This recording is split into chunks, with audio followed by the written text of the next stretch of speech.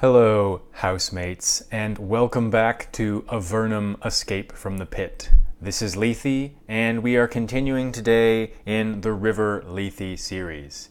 This is the second episode of Avernum Escape from the Pit. Last time, you'll remember, we left off about to have an encounter with some Nephilim.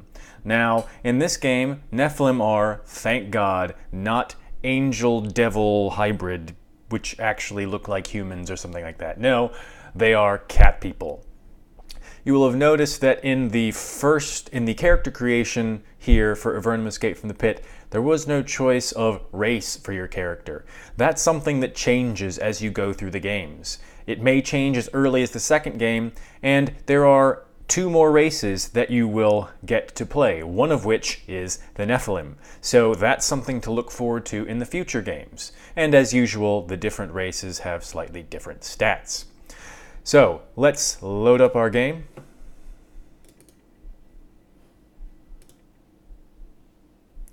All right, so we were about to have a fight with these scrawny specimens of the Nephilim. So let's get right to it.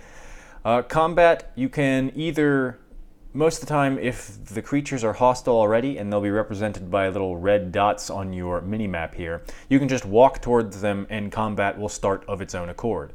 Or you can initiate combat yourself here and start. That tends to give you an advantage sometimes if you've not already stepped over the trigger point for the combat. So in a particularly dangerous looking combat, it can be to your advantage to start the combat manually rather than letting the game do it itself. But we don't need to use those kind of advanced tactics at the moment. Let's just run headlong into these cats. Alright, so combat has started. You'll notice that you go in turn order.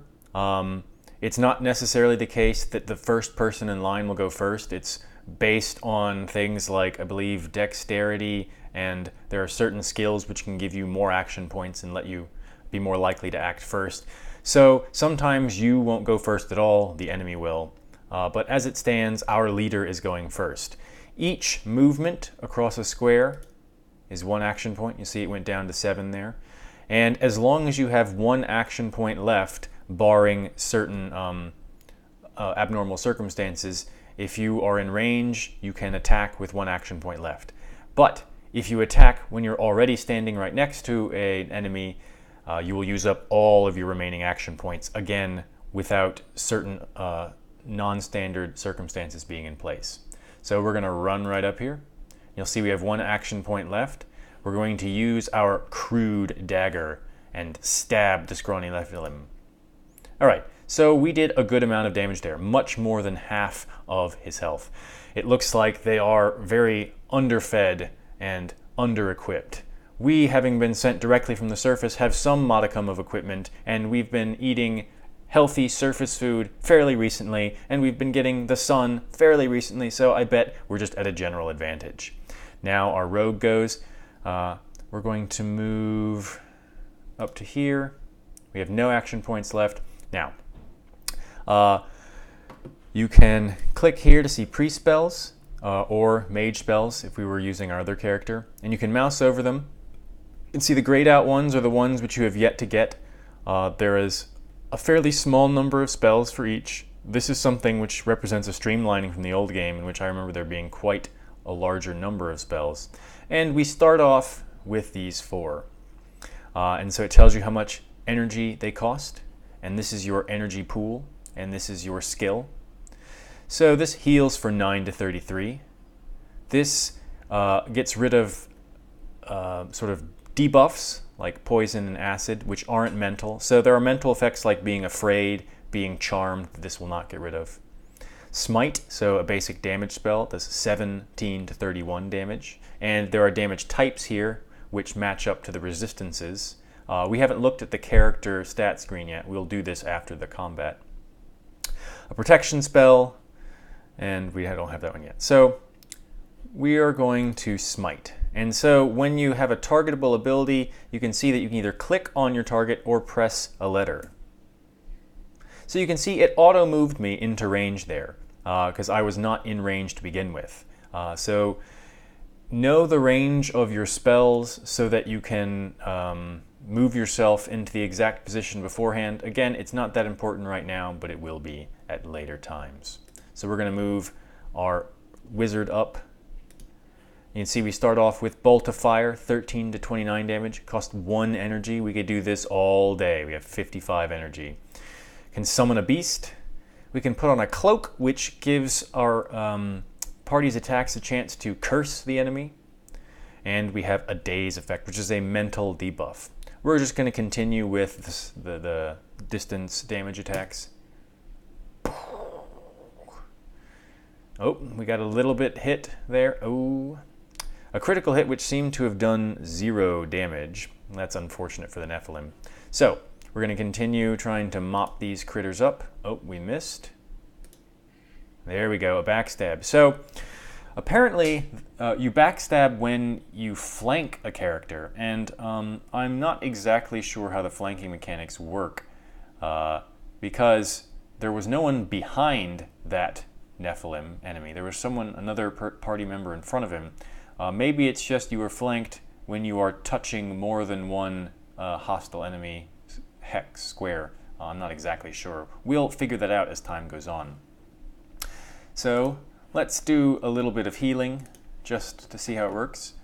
So we'll heal Darren, heal 26. That is helpful. Let's try out this Cloak of Curses. All right. Yeah. Oh, you missed. Backstab. Excellent. You can see that the XP pops up as you kill enemies in combat, and you take their gold as well, but not their other items. Those they will drop and you'll have to pick up after combat. Let's do some more healing. And then let's do some firebolting. All right. Combat is done, and it will take you out of combat automatically when it's over, and then you will have to manually put yourself back in or have it triggered automatically at a later point. The 3 Nephilim have fallen, 3 senseless deaths. You suspect that they were just sent down here through the same portal you came through. Usually, the Empire sends down the Nephilim through a different portal to a different part of these caves. But, of course, Empire soldiers don't really care what undesirable goes where. Of course, it's also possible that the underworld is controlled by Nephilim, and you will soon be swarmed or enslaved. Or worse. So there's more of that cheery humor that I was telling you about. I really do like that about this game. It doesn't take itself too seriously, but it's not just totally kind of off-the-wall absurdist either. It's got a good balance of both. I say it's not totally off-the-wall absurdist, but there will be one creature that we encounter, one group of creatures that will make you question whether or not that is actually the case. Okay, so now let's get... Oh, no, end the combat. Okay, so now let's press the G button, get stuff. All right, so a sword, we'll take that. Shield, take that. Boots, yep. Dice might be useful. Copper coins, definitely. Mug, maybe. Trash, definitely not. Broken pot, no. We are not archaeologists. And some leather armor. Okay. Let's look at our characters now. So here is our leader, our berserker. You can see here that this is the skill tree. This is the combat skill tree. And our berserker has 3 points here in melee weapons, which helps him with damage done with daggers and swords, and 1 point in thrown missiles like javelins and things of that nature. Now, the way this system works is that you have to have at least 1 point at the bottom tier to get 1 point in the next tier. And you can only have as many points in a sort of non-bottom tier as you have in the tier below it. So we could get up to 3 in either of these skills. And then when we did that, we could get up to 3 here, up to 3 there. We could not get 4 here, or in any of these, until we'd gotten 4 there. And I imagine that if we have 3 here and 2 here, we could only have up to 2 here and here. That's how it works, I believe. Over here we have the resistances, and this is where damage types come into play. There's magic, fire, cold, poison, acid, and then here are some mental and curse resistance stats as well. We have a reputation value here. I'm sure that this will affect how some combats go or how some interactions go, so I'm not exactly sure how that's going to work out. Here we have health and spell energy amount, so you can see that everyone has some spell energy, and that if at some time we wanted to give him a low amount of mage skill or priest skill, that would work out just fine. This is the experience bar. You can see we have 36 and we'll need 1,000 to go up to a level, so we're quite a ways away. This is just the combat skills. We could move to one of our magey people and see the magic skills. So you can see she has 2 here, 1 here, 1 here. And these are skills which are available, I think, no matter what. They don't seem to be connected to anything at all. They are cave lore and luck. Cave lore is very helpful. It can allow you to discover caches of items. It can allow you to avoid certain types of encounters. It's really helpful to invest some amount into cave lore. And likewise, there is arcane lore as well. And this can help you to learn spells out of spell books, sort of items that you'll discover as we go around, and sometimes to decode traps or messages and things of that nature. Then of course luck, luck is as you might think it is. It works kind of like it does in Fallout, I imagine, the Fallout series. And so this is not just magic skill, this is also miscellaneous. You can see tool use is in here as well. And then finally, there are traits. So traits are things that you can spend points in, and sometimes you'll just get as rewards, and they do special things. So you see here, each level increases your elemental damage by 3%. And you can see that there are quite a number of these. And it tells you some of the prerequisites for them must be level 16. Maximum increases. This one apparently you can only have at most 2 of. Sword Mage, what's that? Each level enables you to wear more armor. Okay, so you can try and make a battle mage. That's interesting to know. I'm not sure that that one was around before, but you can see there's a large number of traits here, and this may not even be all of them that are possible. So we will see as we go on. Okay, enough of that. We've picked up the stuff, we've fought a battle, let's do some more exploring. This looks maze-like to me. A chest. All right, we have some bracers and some pants. Let's take them.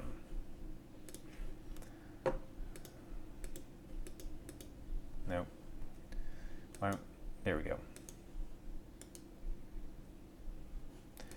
So to unlock secret areas, you basically usually just walk into a wall that looks closed. I don't think there are going to be any around here, but that's how it works. So you would not be able to tell on the map that there was something there, but you just kind of walk into the wall. Sometimes there might be a secret little trigger somewhere, and then a new little area of the map that you didn't think would be explorable will end up being explorable. Oh, and now we face giant rats. Huge rats. Die, rat.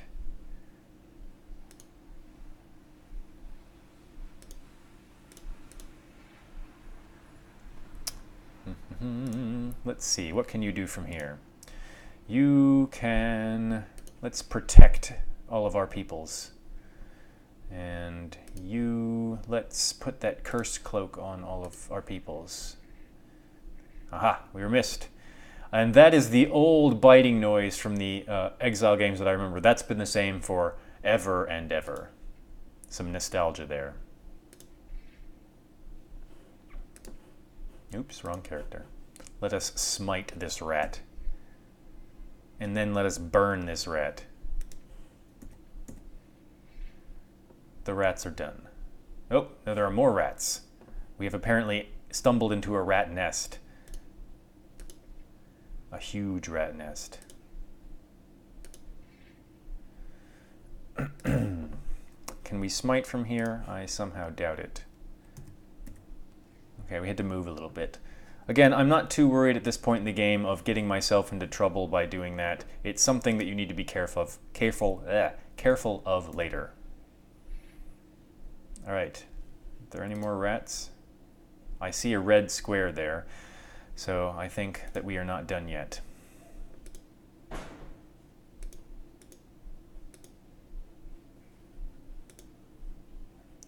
We are soft-souled. Rat gets dazed. So you can see here that the Cloak of Curses worked. It dazed the rat, and dazing, we'll look at it when we look at our mage. We haven't been hit yet.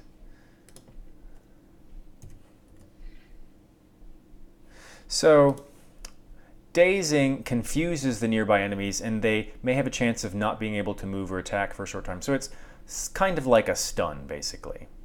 All right. There are more rats up here, I can see. How do I hold? You can wait by clicking on the character, and it's set to kind of warn you if you do that so that you don't accidentally waste a turn. I think I will leave that on and just confirm it in this way. All right, here is indeed a rat's nest. We're going to, let's see, do you have any battle disciplines? Very good. So these are in addition to the skills. These are not things that you pick in that same menu. We have here Well-Aimed Blow, a melee attack that seeks out a vulnerable point on your foe doing extra damage. So it does 15 to 65 damage as opposed to just the weapon damage. And you can see that there are more of these skills, and you have to have certain prerequisites met to get them. So for instance, this one says your base weapon skills need to total at least 5. So that means across all the weapon skills, they need to equal up to 5. So if you focus all in blades, or melee, and you have melee points 5, that will get you this. Shield Breaker, you need to have a collected weapon skill of 6, 8.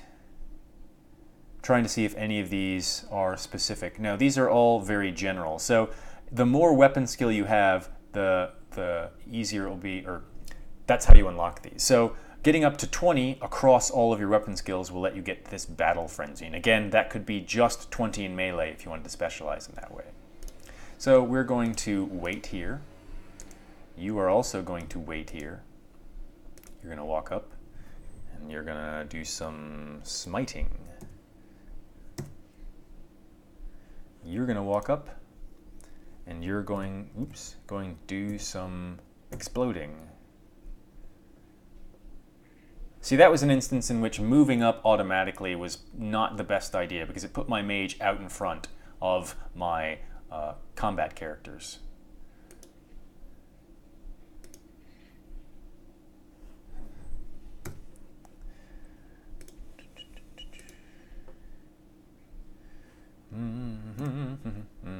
We can summon a beast here.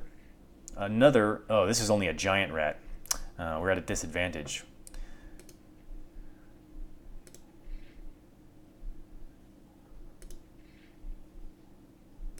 I'm gonna see, I don't know if this would block our rat, so we're gonna move to let it do something. Not that it's necessary, apparently. So let's continue moving up. We're gonna end combat now. So here we have some rubble. These crystals, they look like things that we might want to pick up. So you're in this game, until you figure out some of the ground icons, you'll be walking around pressing G for get a lot and perhaps finding garbage like this. But this looks like it might be worth something, so we will pick it up.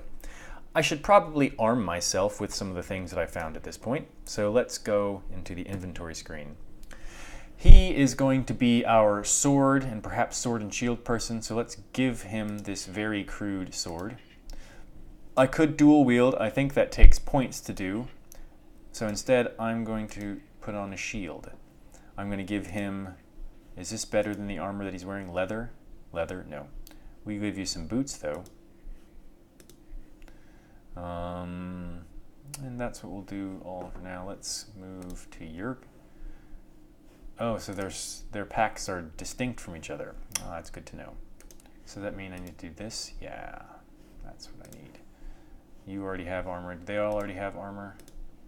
Yeah, so you have the bracers. Give those to you. You're going to be our most clothed person. Where do these go? Okay, gloves. Excellent. So they all have a potion of their own. It's not one potion across the entire party, which is good to know. Okay, this looks like a chest type thing. Ooh, a bronze short sword. Crude bow. A limb. And a poor leather helmet. That looks like an excellent leather hat, excuse me. Alright, so let's put on this kick-ass hat. Let's choose our bronze short sword. Let's give this to this person. I believe you might have some ranged skill, so we'll give that to you as well. Give you this. And we're gonna...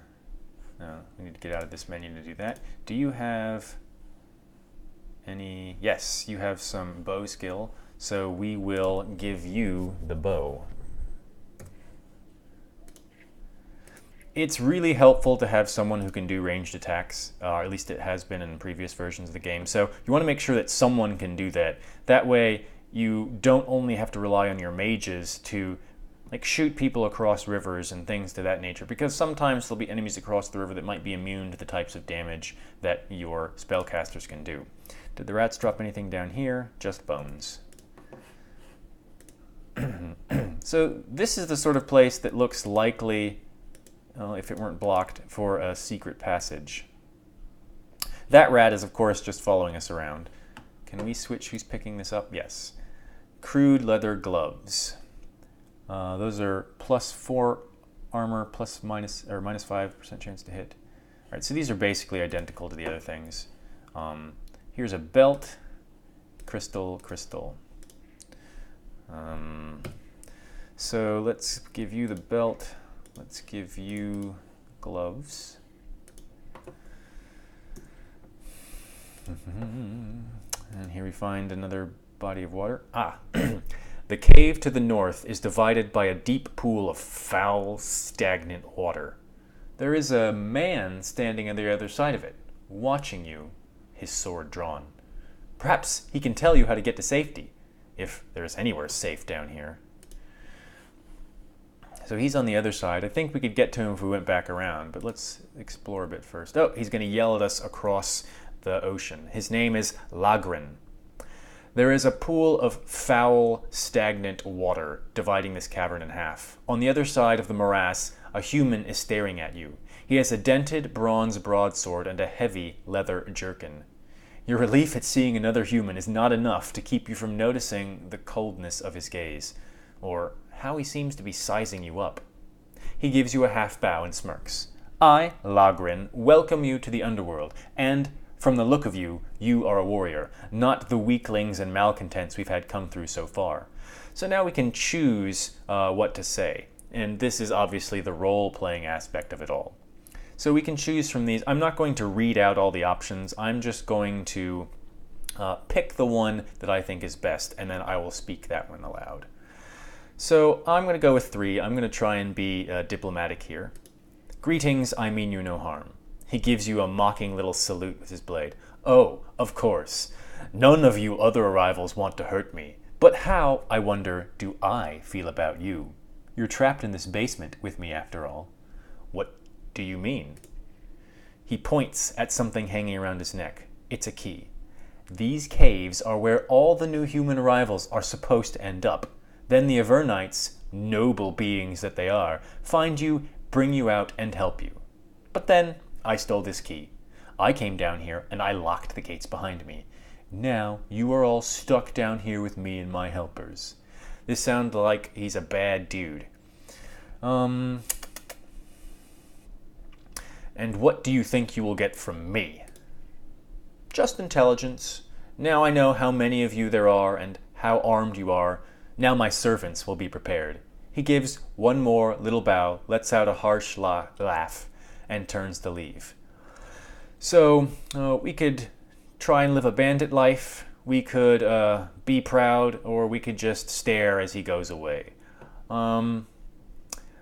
I think we have not yet been down here enough to have our pride beaten out of us. This is a noble berserker, backwoods priest, a thief, and a sorcerer of the Empire. We do not bow down. So we will say, I will not answer to scum like you. He stops for a moment. Then he nods. I expected that. You don't have the look of a weakling or a thug. I suspect you have something in common with the Avernites above. Too much. No, there is something I want from you. Prepare yourself. I will take it soon. He turns and walks quickly into the shadows. So he's suggesting that Avernites, that there's like a group of people, perhaps a country that we will find, and usually they would be down here to receive us and help us, but he has somehow interrupted that plan, and he is going to attack us. So we need to be ready to deal with that. And there he goes walking away, preparing his ambush. Here are some someone has discarded some javelins on the floor ahead. It's always satisfying to fling a few projectiles ahead before engaging in melee. All right, we're going to say, okay. We're going to press get. We're going to get these javelins. I've never found thrown weapons to be terribly good in these games, with one particular exception, which we'll get to when we get to. So it looks like, so here we have terrified arrivals. This looks like prisoners. So let's go check them out. Hello. Talk to me, terrified person. Not everyone adjusts as easily to arrival in Avernum. This person is almost in a coma, staring into the dim green light and whimpering. The woman watching over them says, "You might as well talk to me. I haven't been able to get a word out of them." I'm not going to try and do like accents and voices too much because that could get a little bit silly. So let's talk to the only named person, Brissa. The Avernites built something down here, a crude stone structure that was then left to crumble. 4 people, fresh from the surface, are hiding in the ruins.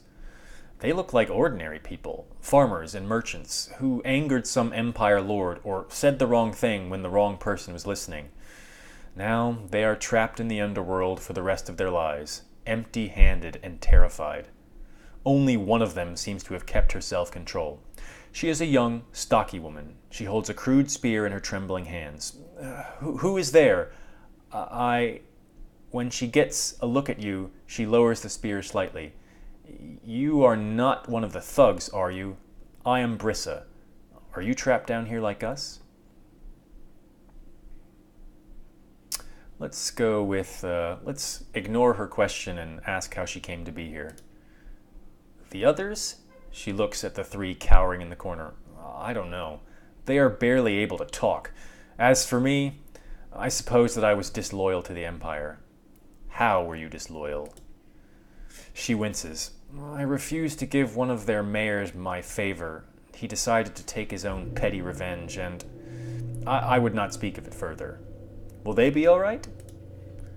Perhaps, if we can get out of these caves and get them a moment's safety. Brissa watches you closely. Her spear is always in her hands. What else do you need of us? I hope you have not joined those thugs. I wonder if we had offered to join the thugs, if he would have told us to come here and like beat these people up or something. How about, do you need my help? I would not beg a stranger for aid, except that our own situation is desperate. There is a cretin down here. His name is Lagrin, and he has a pack of brigands and thugs to help him. We can't escape this basement while he blocks up the exit. I can't fight him off. I need your help. Can you give it? So we can here determine what kind of person we are. Do we want to be, a crusader of righteousness and free them just because they need help? Are we going to be more mercenary, or are we going to say, get fucked, I'll deal with this and you can go about whatever it is that you can manage to do? I think that we will, at least for now, try and be a little bit crusadery, perhaps until we get beaten down by the existence below the earth. I will free you from these caves. She nods and looks at the others. For the first time, they look up at you, emerging from a tiny bit of the catatonia. I thank you. I knew from the moment I saw you that you were a warrior with honor. We will wait here. She returns to standing guard and watching over the others. Okay, let's see what else. These look like potions on the table here. Oh. The people in the ruined building left 2 flasks of liquid on the table. Yeah. Perhaps a gift for you. Perhaps a bribe to mollify the thugs ahead. These potions might help you if you have to fight your way out. So we are going to take them.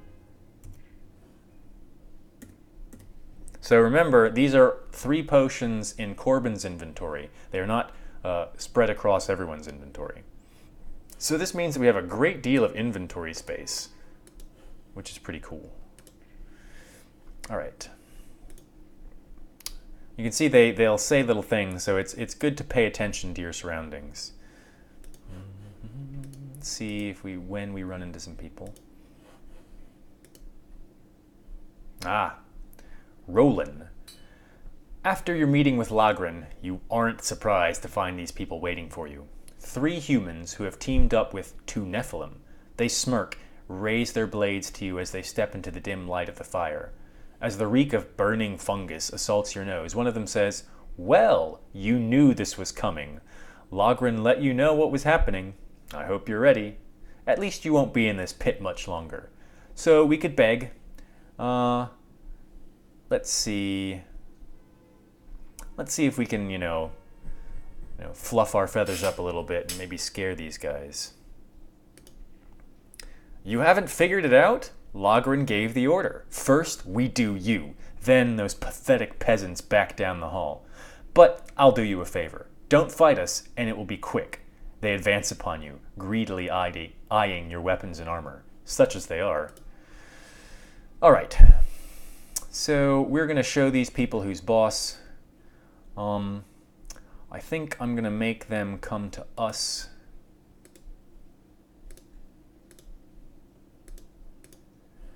We're going to cast some protection. Then you are going to do the Cloak of Curses. Oh, I see. They're not going to come to us. Well, that was pretty smart of them. They're going to shoot at us. So we have to go to them. That's fine, too. Let's take out the leader. We can shoot as well. Not very well, apparently. So let's smite Roland. And then let's toast Roland. Oh, he's a tough one. But our spells are protecting us pretty well. Nope. Yeah, take that. Let's do some smiting. Let's get rid of those archers. That is probably generally a good idea in this game. Ranged enemies can just sit there and pick you apart, so it's best if you can manage to deal with them. Now, these are all ranged characters, and they have pretty decent AI for a game like this. They will run away from you. So once we finish this combat, we are going to end the episode, and then we'll deal with looting afterwards. Let's switch and move up and do that. Yeah, that's much better. Okay, do some more smiting. Get the ones that are trying to run away.